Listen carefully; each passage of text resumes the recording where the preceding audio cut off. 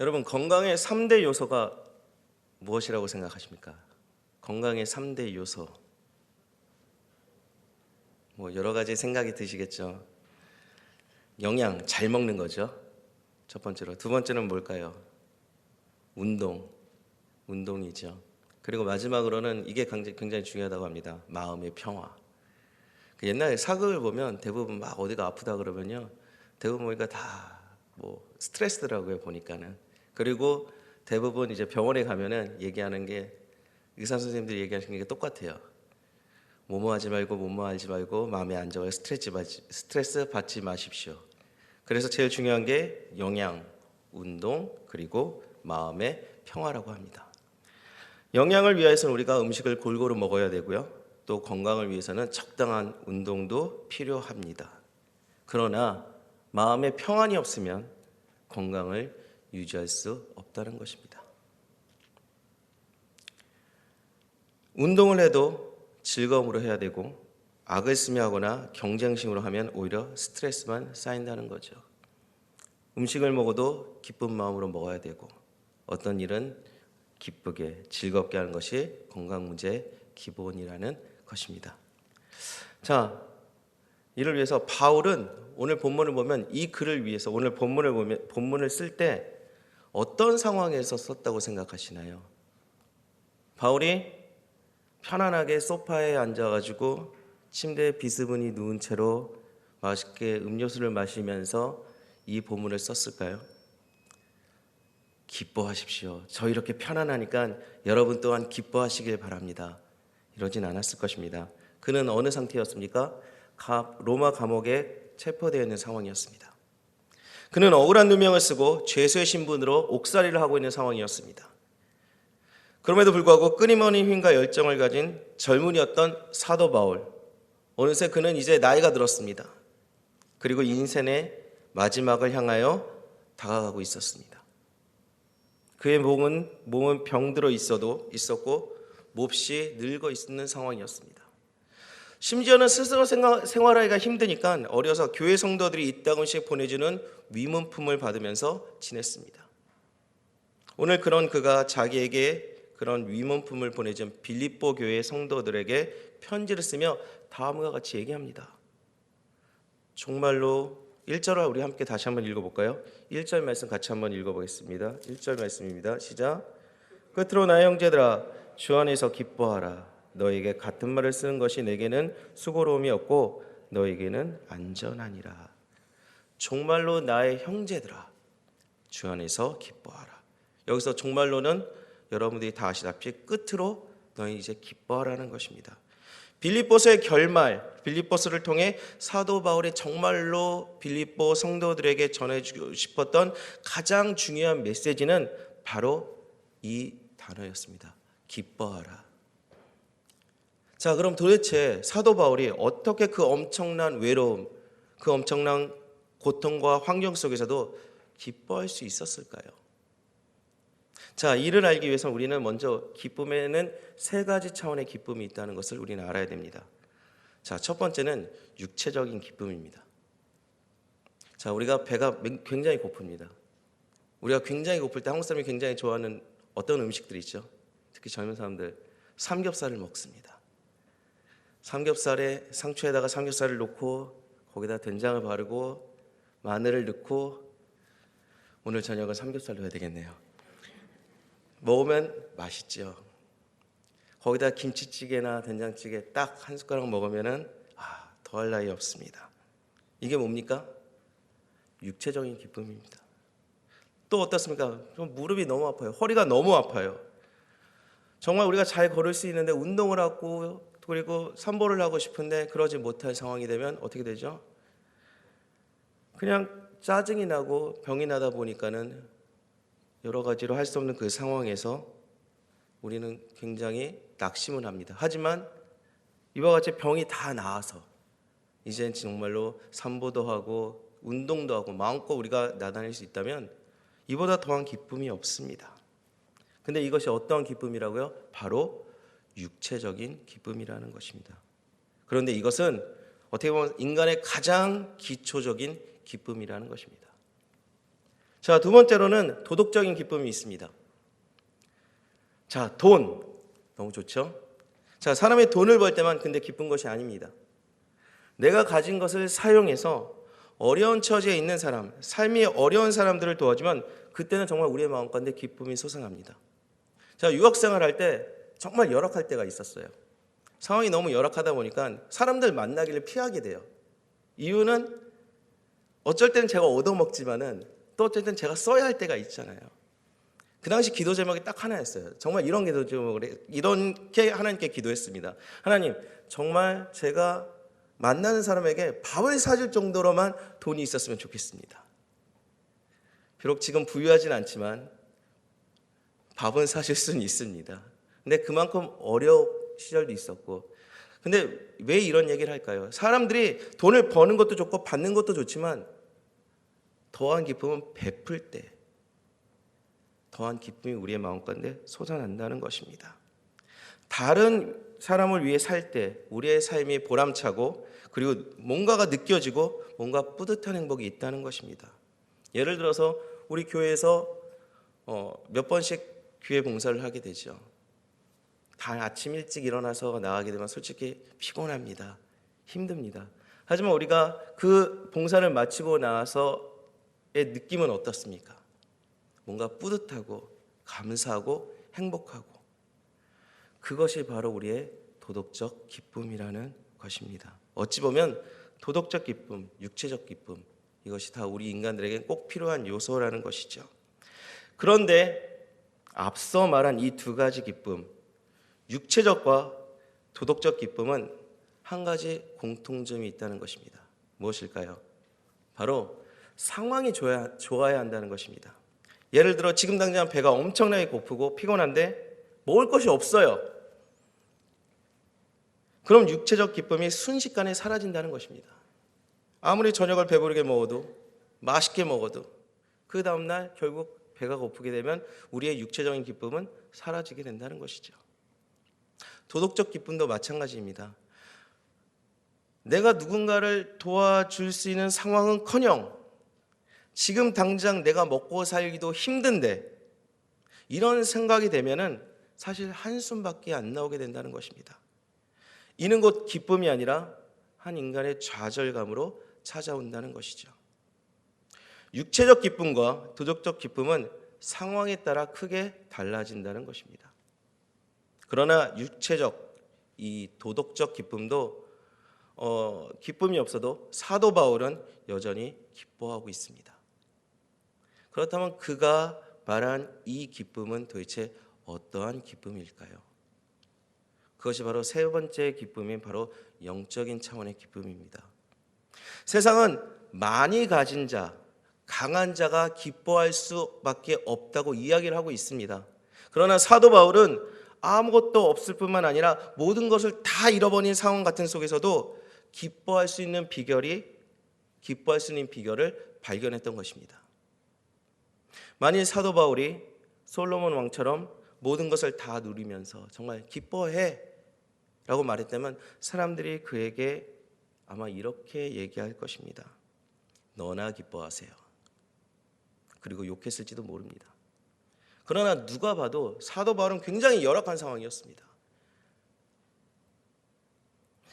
상식적으로 봐도 그는 현실적으로나 기뻐할 수 없는 처지에 놓여 있는 사람이었습니다. 그럼에도 불구하고 그는 그리스도 안에서 모든 것을 가지고 있다고 고백하며 또 기뻐하고 기뻐했던 것입니다. 그럼 이러한 기쁨을 잃지 않기 위해 무엇을 삼가라고 사도 바울은 우리에게 이야기했나요? 우리 2절 3절 말씀 같이 한번 읽어보겠습니다. 2절 3절 말씀입니다. 같이 한번 읽어보겠습니다. 시작. 개들을 삼가고 회각하는 자들을 삼가고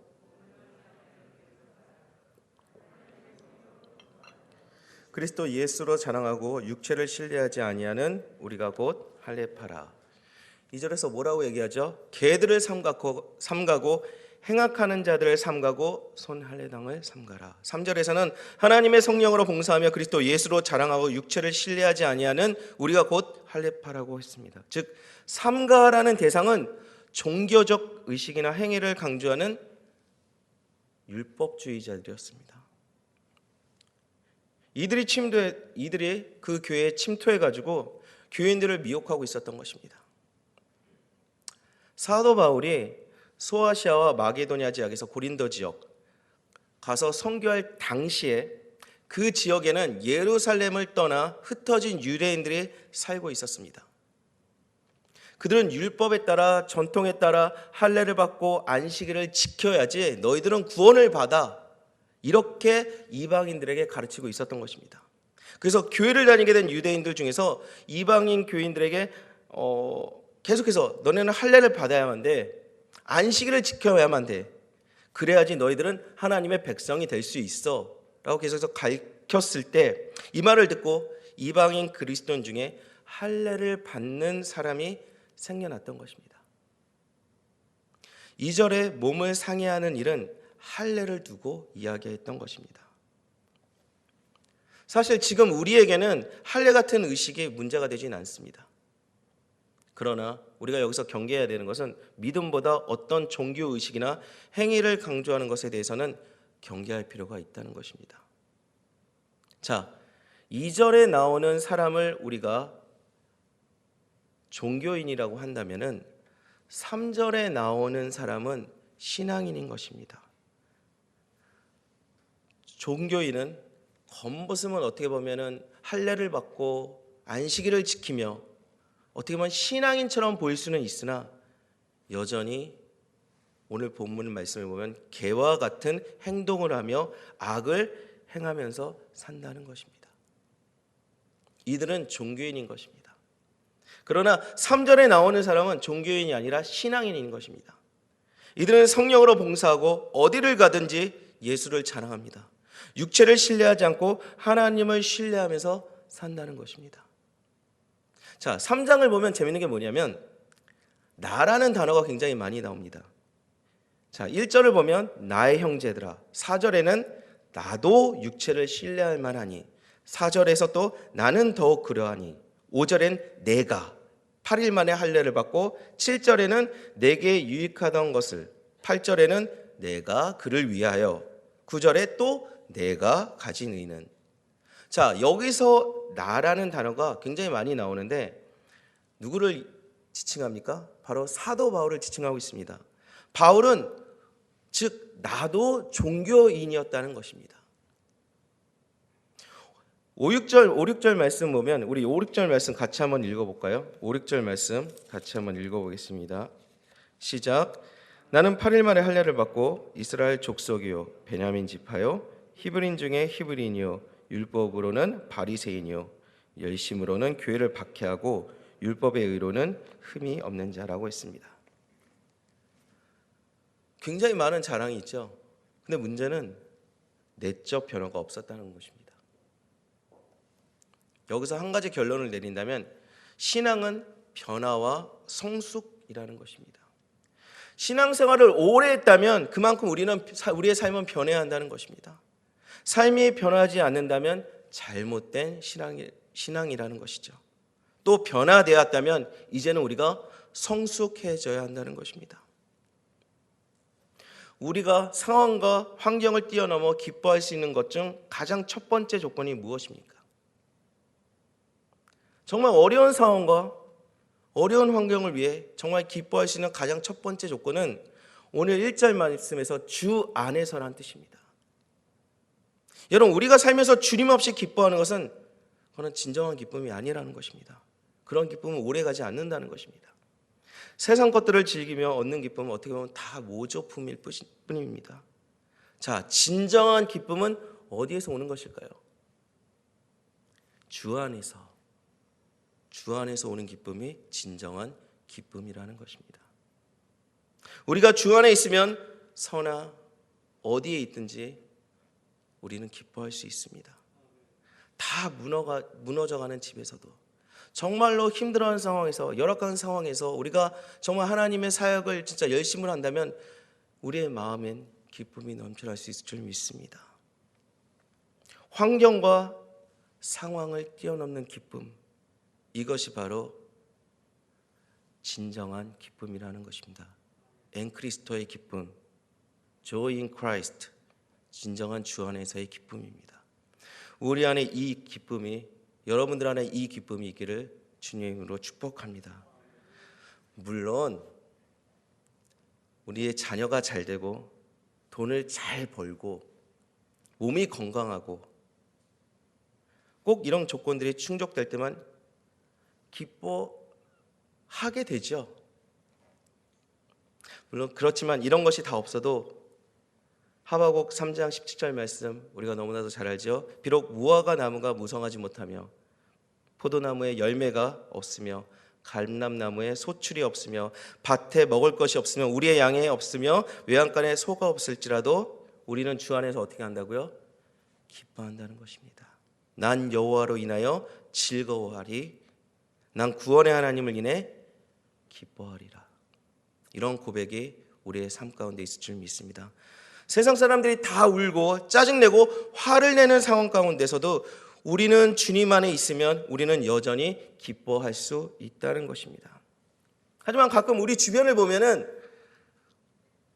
그냥 선천적으로 우울한 기질을 가지고 태어난 사람들이 있긴 있어요. 그런 사람들과 가까이 하게 되면 왠지 내 마음도 같이 우울해지고 삶이 막 불행해지고 그런 느낌이 듭니다. 사실 대부분의 사람들은 걱정과 염려가 떠오르게 되는 거죠. 그리고 우리의 본성은 자꾸만 어둡고 불안해하는 쪽으로 마음과 생각이 기울어져 갈 때도 있습니다. 그래서 우리는요, 어떻게 보면은 의도적으로 어떤 조건과 상황에서 상관없이 기뻐하는 훈련을 또한 해야 한다는 것입니다. 우리가 상황과 환경을 뛰어넘어 기뻐하는 것에는 훈련도 필요하다는 것입니다.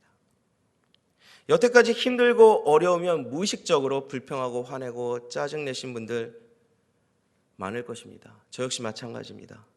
이제라도 우리가 의식적으로 마음과 말을 바꾸어야 할 것입니다. 힘들 때 짜증보다는 감사로, 찬양으로 우리의 마음을 바꾸어갈 때 놀라운 일이 생길 줄 믿습니다. 우리에게 아무리 기뻐할 조건이 없다 해도 좋은 일만 생각하고 감사한 일들을 생각하면서 우리의 마음 가운데 힘이 날 수 있도록 그러한 더욱더 훈련에 치중하시는 여러분들이 되길 바랍니다. 자, 우리가 하나님에 대한 기대를 가지면 하나님께서는 그런 기대를 가진 자녀들에게 하나님은 더 크게 응답해 주시고 또 도와주시게 됩니다. 우리가 기대를 갖고 있으므로 우리가 하나님께 기도를 하는 것입니다. 그러나 반대로 자꾸 계속해서 부정적인 일만 생각하고 어두운 것만 생각하고 극단적인 것만 생각하면 결국에는 그대로 될 수밖에 또한 없다는 것이죠. 그래서 우리는 어떠한 상황 속에서도 기뻐하는 것에 훈련을 해야 된다는 것입니다. 여러분, 코로나 시대 정말 힘듭니다. 힘드시죠? 저도 많이 힘들더라고요. 하지만 정말 신앙이 성숙한 사람은 고난 중에도 하나님께 감사의 기도를 할 수 있습니다. 사실 이 본문을 고르면서 굉장히 힘들었어요. 빌립보서라는 주제를 고르면서 이 열악한 상황에 계속 강단에서 힘들어 죽겠는데 여러분 기뻐하십시오. 그럼 기뻐하게 되나요? 근데 기쁨은 제가 강단에서 이야기한다고 주는 것이 아니라 바로 오늘 말씀처럼 하나님께서 우리에게 주시는 것입니다.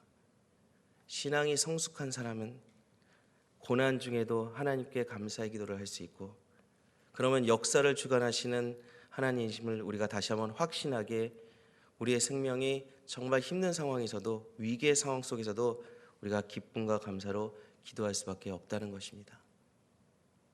또한 이처럼 우리의 삶에 기쁨의 삶은 하루아침에 이루어지지 않습니다. 아까도 말씀드렸다시피 의식적으로 우리는 계속해서 연습하고 훈련해야 한다는 것입니다. 항상 기뻐하라. 이는 예수 안에서 우리를 향하신, 너희를 향하신 하나님의 뜻이기 때문입니다. 기뻐하는 것이 하나님의 뜻이구나. 힘들고 어려워도 하나님의 뜻이기에 우리가 감사해야 되는구나. 부정적인 말보다는 긍정적인 말로 위로하고, 불평하는 말보다는 감사의 말을 하고, 남을 죽이는 말이 아니라 위로와 힘을 주는 말을 하시길 바랍니다. 오늘 증명한 우리의 환경과 상황이 아무리 힘겹고 어려워도 우리가 주님 때문에, 예수님 때문에, 주님이 우리와 함께하고 계시기에 주 안에서 기뻐하시기를, 그런 삶을 선택하시는 여러분들이 되길 바랍니다. 그렇게 하루하루 살아가다 보면 우리의 삶을 주관하시는 하나님께서 더 큰 감사의 이유들, 기뻐할 이유들을 우리 삶에 가득 채워주실 줄 믿습니다. 말씀을 마치겠습니다. 여러분 많이 힘드시죠? 어려우시죠? 그래도 포기하지 마십시오. 우리 옆에 있는 분 한번 바라보십시오. 포기하지 맙시다. 기뻐하시길 바랍니다. 주 안에서, 이곳에서 예배드리는 여러분들, 또 각 처소에서 온라인으로, 화면으로 함께 예배드리는 모든 분들, 주 안에서 기뻐하시는 우리 성도님들이 되시길 바랍니다. 어떤 상황 속에서도 하나님께 감사하시길 바랍니다. 주 안에서 기뻐하시는 삶을 끝까지 살아 진정한 성숙한 신앙인으로서 변화되시는 저와 또한 여러분들이 되시길 다시 한번 주님의 이름으로 축복합니다. 기도하시겠습니다. 사랑하는 하나님, 감사합니다. 아버지, 오늘도 우리에게 귀한 은혜와 귀한 예배와 말씀을 허락해 주심을 감사합니다. 하나님, 삶이 많이 열악합니다. 그럼에도 불구하고 우리가 주 안에서 기뻐하는 주님의 자녀들이 되길 원합니다. 많이 힘들다고 불평하고 화내고 짜증내는 그런 삶이 아니라 정말 주님의 자녀로서 주님의 뜻을 받들어 주 안에서 기뻐하며 서로 격려하며 위로하며 섬기며 한 공동체 안에서 하나됨으로 주님 앞에 나가는 진정한 주님의 기쁨이 되는 아버지, 우리 교회 공동체, 우리 성도님들 될 수 있도록 주님 축복하시고 인도하여 주시옵소서. 감사드리며 모든 말씀 예수님의 이름으로 기도드립니다.